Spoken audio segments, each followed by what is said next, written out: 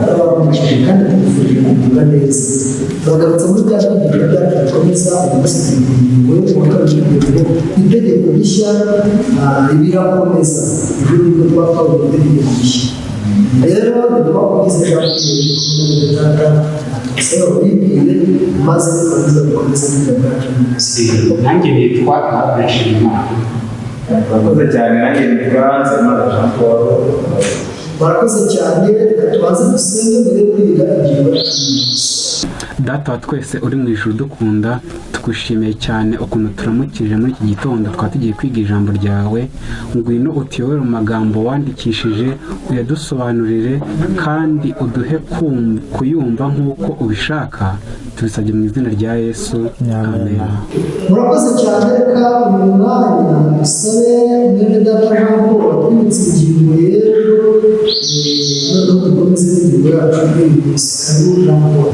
Murakoze cyane. Ejo hashize twabonye ingingo ya mbere yavuga ngo itegeko rishya, aho twabonye ko itegeko n'ubundi nta rindi ni itegeko ry'urukundo yashyiriye intumwa ze, ubwo kugira ngo abifuza ko urukundo rwari ruri muri we ko nabo rwaba muri bo barakundana biruseho. Noneho tubona ko iri tegeko rero n'ubundi ntabwo ari ko gusa ahubwo natwe muri iki gihe ari byo bigomba kuturanga. Urukundo ushobora gukunda rukunda n'abatugiriye nabi, rwanda twese dukunda tutari beza tutarakumva.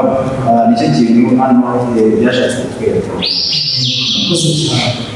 Urukundo rukunda cyane. Twabonye ko muri iri tegeko rya mbere, itegeko rya mbere ni imbuto ya mbere. Imbuto ya mbere y'umwuka ni urukundo. Murakoze cyane. Noneho reka rero tujye ku ngingo yacu y'umunsi tubwira ngo itegeko rishya rirakomeza. Kuri B turasoma, kuri E yaho turasoma ikibazo kibaza ngo ni mu buhe buryo Kristo yerekeje ku rukundo rwa kivandimwe avuga ko ari itegeko rishya. Muri Yohana 13:34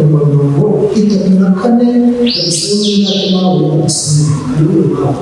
Yohana 13:34 haranditse ngo ndabaha itegeko rishya ngo mukundane nk'uko nabakunze, mube ariko namwe mukundana, ibyo byose azamenya ko abigishwa banjye nimukundana. Murakoze cyane. Murakoze cyane. Kabisa n'umwata Jean Paul adufasha kumva neza byimbitse itegeko rishya. Karibu Jean Paul. Murakoze cyane. N'ubundi icyacu kikabaruriye, ariko hano hari amagambo tubona mu Tese Paje ho 677 ndetse na 678 arushaho kubisobanurira. Aratwereka ko kubigishwa ba Yesu iri tegeko ryari rishya kuko batari barigeze bakunda nk'uko Kristo yabakunze.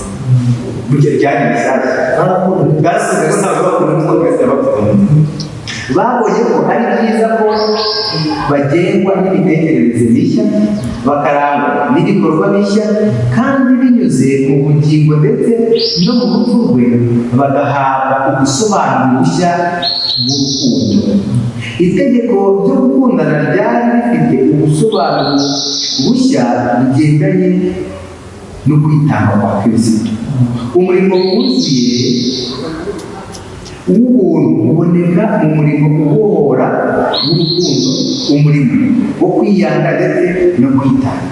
Buri saha y'igihe cyose Kristo yabaye hano ku isi, urukundo rw'Imana rwavaga muri we rutemba nk'imigezi idakama. Abantu bose buzuye umwuka we bazakunda nk'uko nawe yagira gute yakundaga. Ihame ryatumye Kristo agira icyo akora niryo rizakomeza kubayobora mu mishyikirano yose bazagirana hagati yabo.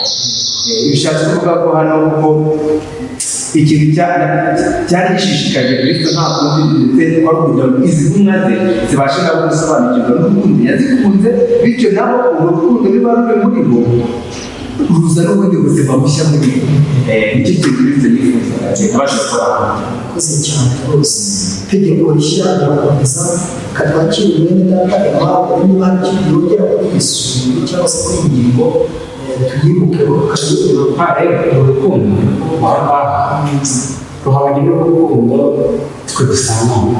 Kubigishwa muri ikintu gishya cyiza ko njyewe hari urukundo najya ndemera nk'urukundo umutunzi akunda inka ze kuko abazitezeho amata ndetse n'izindi nyungu ugasaba ngo bakunda umuntu inka yanjye kuko urukundo rurizi ntabwo ari ubuzima kubera ko abayikunze kubw'inyungu ayitegerejeho rero gutizera byirabutse leta yabo ayigurisha cyangwa se ayishyura nawe kandi ukunda gusoma ukunda umuntu kubera yuko hari ikintu uzamukuraho bitewe n'inyungu runaka utegereje cyangwa isano niyo bikomeye udafite isano udafite umutware wumva n'ubuhanzi ariko wa hafi yawe udafite isano ya hafi ntibuzi ko ari umugizi icyo gihe ariwo mukajya yenayemewe ariko nyine n'urukundo rw'igishoro rasanga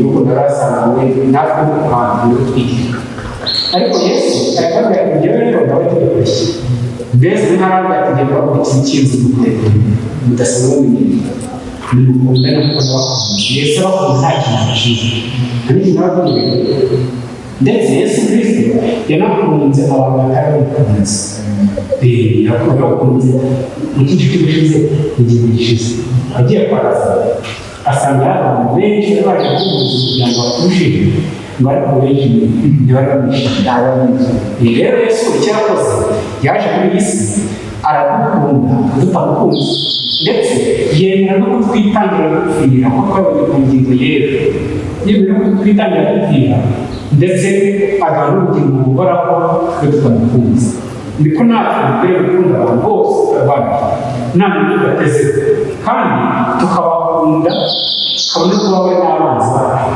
nabo tukabakunda ntidushaka kubihinduramo kwihorera igihe tubonye urwabo ahubwo tugasaba kristo yesu n'umusaba twebwe ntabwo twabyishoboza kugira ngo tugire urukundo dukunde bagenzi bacu nk'uko nawe dukunze ahanini nibwo urukundo bari bazi natwe niko tuzi rero mpamvu itegeko rishya abazanira urukundo ariko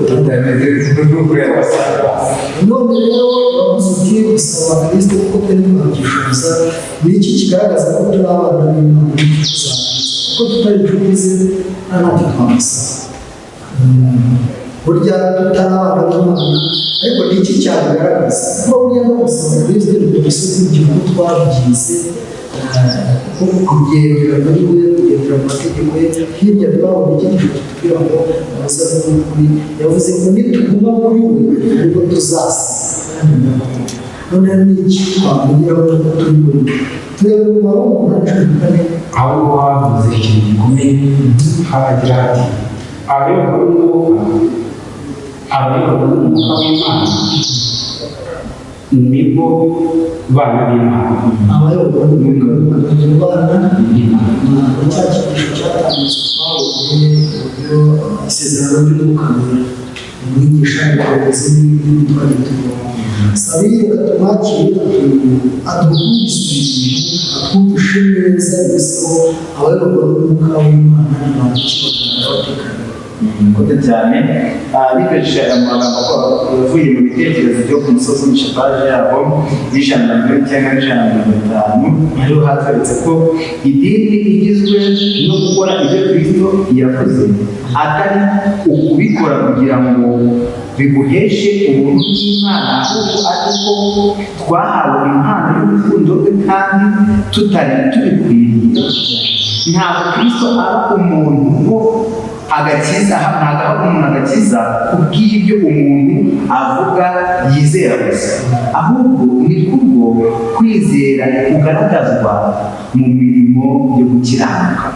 gukora bitari ukuvuga gusa nibyo byitezwe ku bayoboke bande ba kristo gukora bitari gusa kuko nabavuga ngo ni abayoborwa n'umwuka w'igiti n'umwuka w'imana bayoborwa mu iki ntabwo ari ibyo bavuga gusa ahubwo mu gukora kuko ntabwo umwuka twamugira gusa ngo tumwicarane ahubwo umwuka duhabwa adutegeka ibyo tugomba gukora muri ibyo dukora rero harimo no kubyumva ijambo ni ikintu cyiza cyane akenshi nanjye naza akubwira ko nta n'umuntu w'imana akubwira ko nyuma y'umwuka akubwira ko umukunda akubwira ngo ariko ibyo ntibihagije hano mu bishyira kuko agaragara bagiye bati imico yubakwa binyuze mu bikorwa bavuze imico yubakwa iyo umuntu kubakwa hariho ntabwo inzu yubaka gahoro gahoro uyu munsi ishyiraho itafari ejo ikongeraho ikazagira ikabiti bivuze ngo burya n'imico yubakwa buhoro buhoro binyuze muri kiriko mu bikorwa izagaragaza urukundo nyarwo rero igihe mugenzi wacu ari mu ngorane igihe yatwanze igihe yatugiriye nabi burya nshuti tubana kuri iyi mico buri cyigisho niba mwarakurikiranye neza niba twaragiye kwikigana urebe neza ko urukundo Kristo atubwira ntabwo rwagaragara mu mutekano mu byigisho by'icyumba cy'ubuzima twarabona ahubwo mu ngorane mu nzitane kandi izo nzitane ni ibyaha mugenzi wacu yagize mu kuba yaturenganije kuba yatwanze kuba hari ibintu bidasanzwe byagombye gutuma twiborera byagombye gutuma natwe tumwitura aho natwe tuzagaragaza ko dufite urukundo nitudakora n'iby'abantu ahubwo tudakora n'ibya Kristo byumvikana iyi ngingo rero reka tuyisoze kuko reka tugomba ni iki mwari kiradukurikiye reka urukundo kugaragarira mu bikorwa ko kujya kwa ndebe irutabuganira niba twarakira Kristo turi koko urukundo dushobora ari rwo mbuto y'umwuka ruzagaragara ubwo kwakira umwuka w'Imana muri twebwe kandi ntabwo bizabigaragariza mu magambo ahubwo bizanagaragara mu bikorwa byacu bya buri munsi uko bwije n'uko bukeye uko tubaho nibyo bizerekana neza yuko dufite urukundo. urakoze cyane njyewe icyo nakongeraho ndakivuga ko nsomye n'amagambo ari hasi gato ibihamya by'itoro na gatatu icyenda gusoma akavugaho ari hasi cyane baravuga ngo abayoboke be nyakuri bazakunda bene se kandi babane mu mahoro niba kurya ari mu meze hari icyo ni ikibazo noneho bahita bavuga neza sasa none bazakunda abaturanyi babo nk'uko Kristo yabahaye urugero kandi bazitanga uko bashoboye kose niba mu kugenza batyo bashobora kwemeza abantu kureka ibyaha byabo no guhindukira bakemera ukuri kw'ibyo.